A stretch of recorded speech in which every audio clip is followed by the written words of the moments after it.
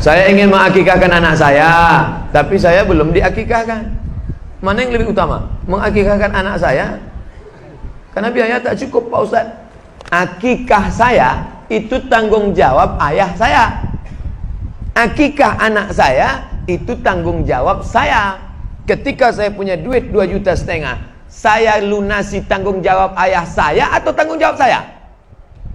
Tanggung jawab saya. Saya punya duit 2,5 juta, anak lahir, maka saya akikahkan anak saya. Setelah saya akikahkan anak saya, rezeki bertambah, sekarang ada duit 5 juta, 2 ekor kambing. Maka saya boleh mengakikahkan diri saya. Bapak ibu yang belum akikah, malam ini ada duit, langsung cari kambing. www.kambing.com. Assalamualaikum Pak Kambing. Salam. Bisa tolong carikan kambing ya besok. Besok siapa yang mau akikah besok, tolong kirim alamat, saya insya Allah datang ke sana. Tapi kalau umur sudah 40-30, akikah saja. Jangan minta ayun pakai marhaban. Marhaba ayyanun. Oh, sangka yang diayun cucu. Oh, penyatuknya itu duduk. Apa hukumnya mengakikahkan anak yang sudah meninggal dunia? Kalau anak itu sudah ditiupkan roh, umur berapa ditiupkan roh? 40 hari air, 40 hari darah, 40 hari daging, 120 hari, gugur dia 5 bulan, atau setelah lahir 2-3 hari, mau diakikahkan orang tuanya, hukumnya mubah. Kalau 7 hari sunnah, tak bisa 7 hari 14, tak hari ke-14 21 tak bisa, tak usah tengok tanggal lagi. Nah, hidup di zaman Nabi SAW, apakah kita sebagai hamba Allah dapat melawannya? Dajjal, kata Nabi SAW, dalam solat kita selalu minta 6 kali, dalam solat 5 kali. Allahumma inni a'udzubika min azabi jahannam, wa min azabil qabri, wa min fitnatil mahya wal mamat, wa min syarri fitnatil masihid. Kenapa ada Al-Masih di belakangnya? Al-Masih Isa, Al-Masih Dajjal. Karena bentuknya sama macam Al-Masih Isa, tapi dia Dajjal yang palsu. Ini HP Samsung, iya. Ini yang palsu, Samsung Dajjal. Ini kamera Sony, iya. Ini Sony yang palsu, Sony Dajjal namanya. Jadi Dajjal itu artinya palsu.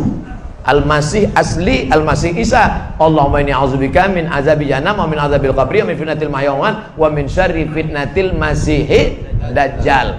Nabi menengok rambutnya basah keriting, turun air macam pas macam Isa. Ketika nanti dia tunjuk langit, ya sama imtiri, air langit turun hujan, turun hujan. Ya ardi umbuti, hai tanah tumbuh tanaman. Ada orang mati ditunjuknya, ya mayat qom, hai mayat qom, tegak, bangun engkau. Mayat itu pun tegak berdiri, persis macam Nabi Isa. Tapi bedanya apa? Benar kata dia, batil kata dia, benar. Siapa yang selamat waktu itu? Cara menyelamatkan diri dari Dajjal adalah pertama, membaca surat Al-Kahfi malam Jumat. Baca Kahfi malam Jumat. Yang kedua, hafal pangkal Al-Kahfi 10 ayat, ujung Al-Kahfi. Lalu kemudian sebelum salam, Allahumma inni a'udzubika min adzabi jahannam wa min adzabil qabri wa min fitnatil mahya wal mamat wa min syarri fitnatil masihid dajjal. Sekarang Pak Ustaz, Dajjal itu sudah keluar atau belum? Cucu cicitnya sudah mulai keluar. Dajjal yang golongan A2A, 3A, 4C sudah keluar. Tapi yang asli yang 4E itu belum lagi. Dan kita minta andai dia keluar, kita selamat dari fitnah Dajjal insyaallah. Amin. Apakah boleh kita makmum ke orang yang tak semazhab dengan kita? Contohnya imamnya Hanafi, kita Syafi'i. Karena Ustadz di masjid kami bilang tidak sah solatnya. Tolong tunjukkan rujukannya Pak Ustadz. Kalau Ustadz ini mengatakan tidak sah solat beda mazhab, maka semua jamaah Batam yang ada di Masjidil Haram tidak sah solatnya. Karena orang Batam mazhabnya Syafi'i, sedangkan Imam Masjidil Haram Syekh Abdurrahman Sudes mazhabnya Hambali. Saya tinggal di Maroko 2 tahun. Maroko itu mazhabnya Maliki. Berarti sholat saya 2 tahun itu mesti saya gantilah.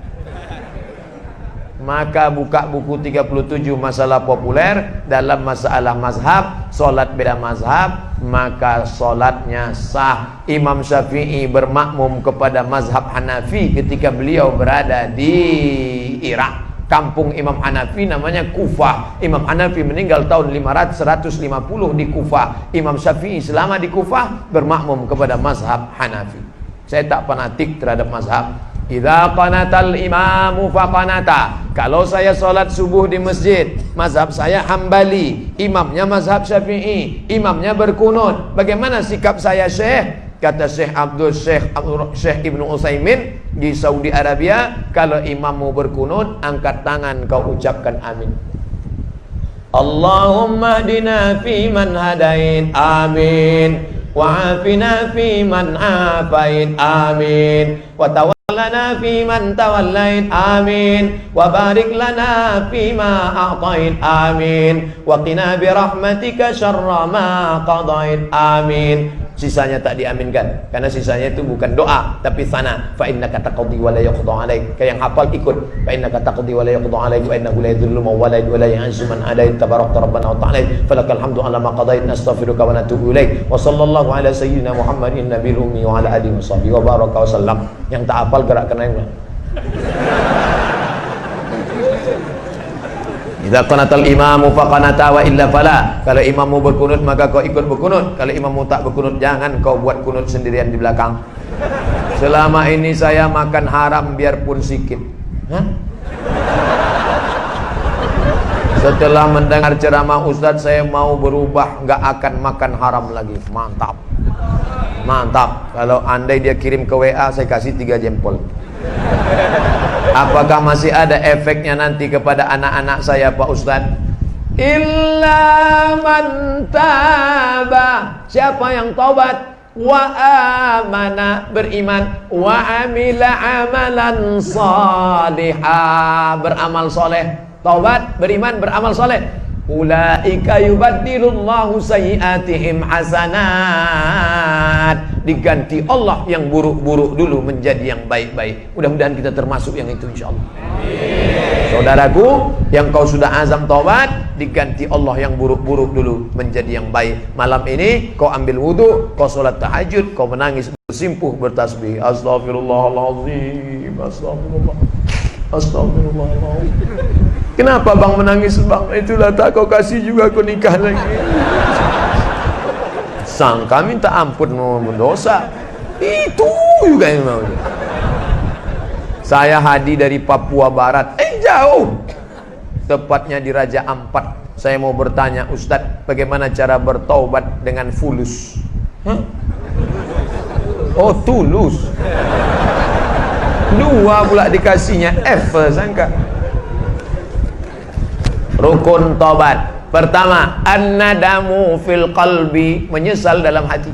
Menyesal. Yang kedua, al-iqraru bil lisani, dengan lidah.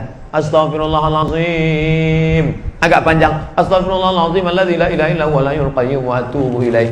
Yang lebih panjang, Allahumma anta rabbi la ilaha illa anta khalaqtani wa ana 'abduka wa ana 'ala 'ahdika wa 'adika mastata'tu. A'udzubika min syarri ma sana'tu, abu laka bi ni'matika 'alayya wa abu bi dhanbi. Faghfir li fa innahu la yaghfiru dzunuba illa anta. Tak hafal saya Pak Ustaz, cari di Google.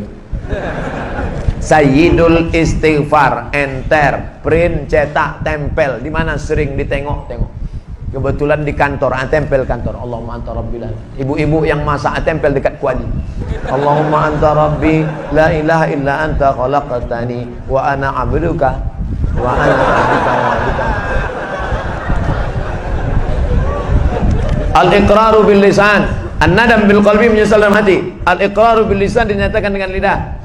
Al-itmaru alla ya'uda ilaihi abadan, bertekad kuat tidak akan balik kepada perbuatan ini. Istighfar. Ayolah bro, kita ke karaoke malam ini. Tidak. Aku kalau sudah kukatakan taubat kepada Allah, sekalipun ke karaoke ini, tidak, sekali tidak. Kami yang bayar. Ayolah.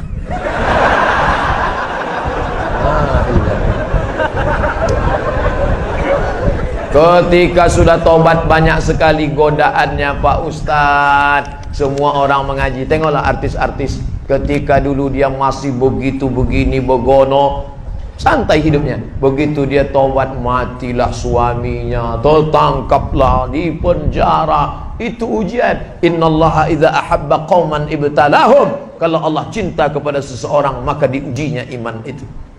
Dulu saya sebelum ngaji ini tak ada susah, nyantai aja. Begitu saya ikut pengajian Pak Ustaz, la ilaha illallah, pas balik helm hilang.